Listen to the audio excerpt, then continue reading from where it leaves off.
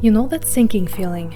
You've spent over an hour on a new set, you've applied the dual forms, cured the gel, and as you're finishing up, you see it. A tiny, almost imperceptible gap at the cuticle. Or worse, the entire extension feels thick and bulky, like a little helmet on the nail. It's not the elegant, seamless look you were going for.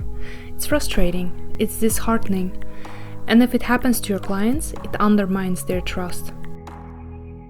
These artists is almost always a prep and planning issue, not a product failure. Choosing a dual form that's even a half millimeter too wide, flooding the cuticle with gel during application, or over-filing the natural nail in an attempt to make it stick, these are the classic, painful mistakes that ruin a beautiful set before it's even finished.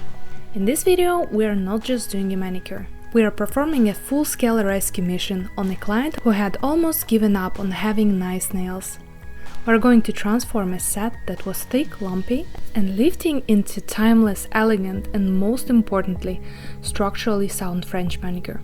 I'm going to walk you through every single step from the initial assessment to the final high-shine top coat, explaining the why behind every action. If you ever struggled with these issues, this guide is for you. Now, let's meet our client. When she came to me, she was, in her own words, ready to give up. She had been to another technician, and the results were, frankly, a disaster. Our first and most critical job is to diagnose the problems. We're not just looking at the nails, we're looking for specific failures. First, look at this lifting. See how it just jumped off the nail, and the product at the cuticle and the sidewalls is just not there. This isn't just a cosmetic issue. This gap is a pocket. It traps water, soap, and lotion, creating a perfect breeding ground for bacteria and fungi. This is a genuine health and safety concern. A client might not see it, but as professionals, we must address it with utmost seriousness. Second, observe the overall architecture. The product is incredibly thick and uneven. These are visible lumps and inconsistent apex. This creates a heavy, unbalanced nail that puts stress on the natural nail plate and is more prone to snapping. It also feels uncomfortable for the client and looks unrefined.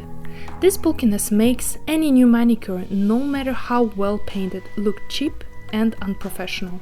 Third, let's talk about the shape. The client desired a classic square, but these existing nails have lost all definition. The sidewalls are flared, the corners are rounded, and there is no crisp C-curve. Our goal isn't just to cover up the old work, it's to rebuild the entire structure correctly. This initial assessment is non-negotiable. You must take the time, at least 5 to 7 minutes, to thoroughly inspect every single nail, explain your findings to the client. This builds trust and shows them you are a knowledgeable professional who cares about the health of their natural nails, not just the final look. You can also find a guide of how to talk to a client professionally in the description below and download it for free.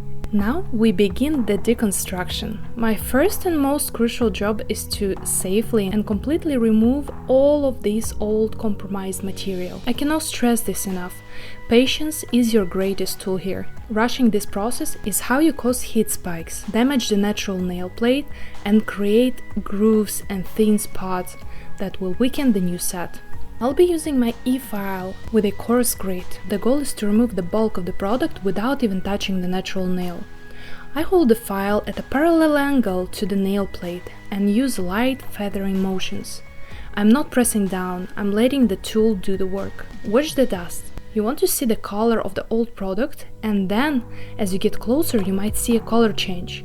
The moment you see a glimpse of the natural nail, you stop. You have now entered a danger zone. Once the bulk is removed, we're left with a thin layer of old product. We switch our method. I am now going to meticulously remove the remaining layer. I'm focusing on the cuticle area and the sidewalls, where lifting started. I need to ensure every speck of the old adhesive and product is gone. Any residue left behind will prevent the new product from adhering properly, dooming the new set to the same fate of lifting. For the final pass, I'll use a 180 grit file by hand. This allows me to feel the surface and ensure it's perfectly smooth and free of any old gels or acrylics. What we're left with is our clean slate. A natural nail that is intact, strong, and ready for a new perfect foundation. This entire removal process can take 15 to 20 minutes for a full set, and it is worth every second. The gel cannot be soaked off, therefore we need to use this method here. With our clean slate, we now move to what I call the blueprint phase. This is where we prepare the natural nail for its new extension.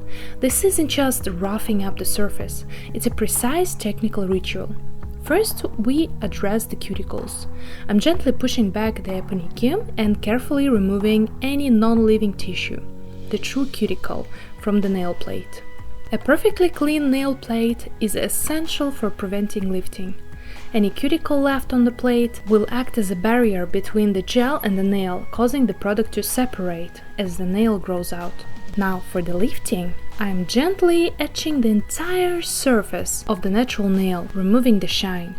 I am also paying close attention to the stress zones, the area where the natural nail meets the free edge, ensuring it's lightly filed for better adhesion. The key word here is lightly. We're not trying to thin out the nail, we're only creating microscopic grooves for the product to grip onto. Overfiling here is one of the most common causes of weak, damaged natural nails. We are artists, not woodworkers. Finesse, not force.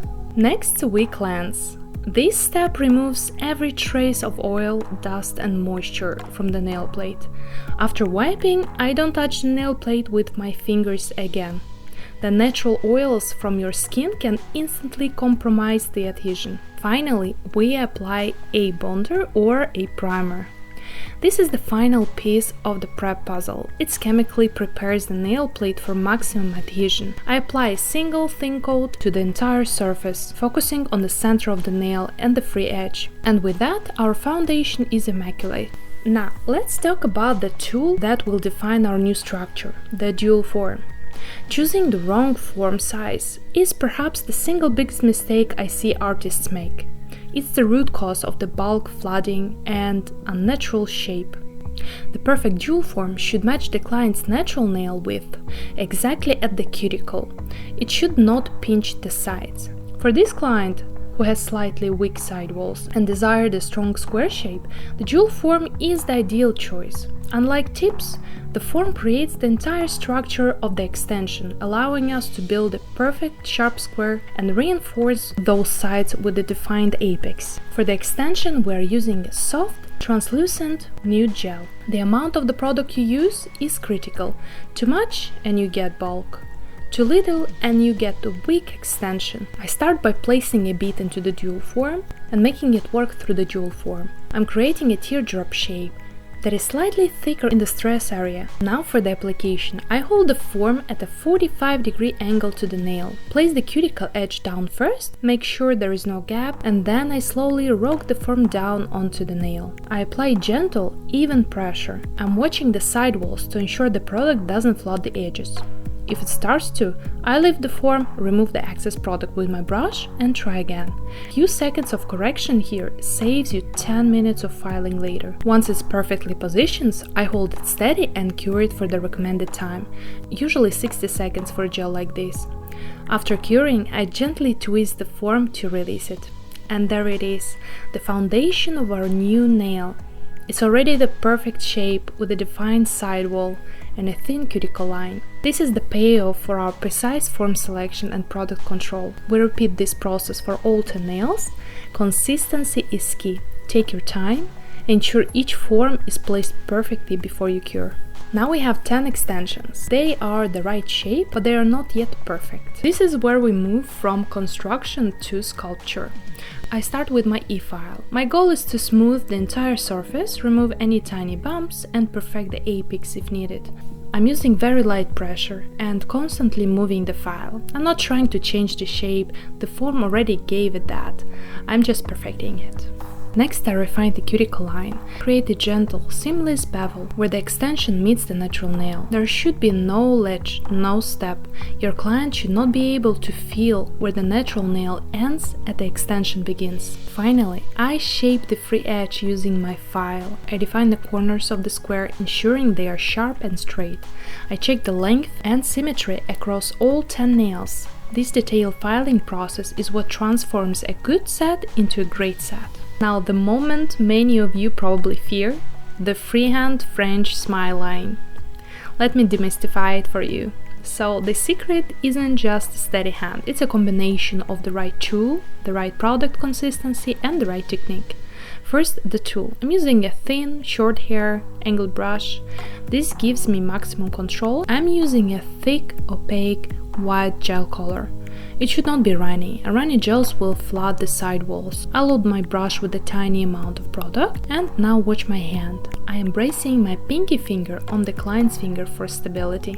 I am not using my wrist, I'm using my entire arm to pivot. In this case, I am using a high gloss no wipe gel top coat. I apply a generous but controlled bead and cure it for the recommended time. And there it is, that glorious glass-like finish. The transformation is now complete. Thank you so much for watching and for dedicating your time to owning your craft. Keep practicing, trust the process, and remember, you're not just applying product, you are building confidence one meticulous step at a time.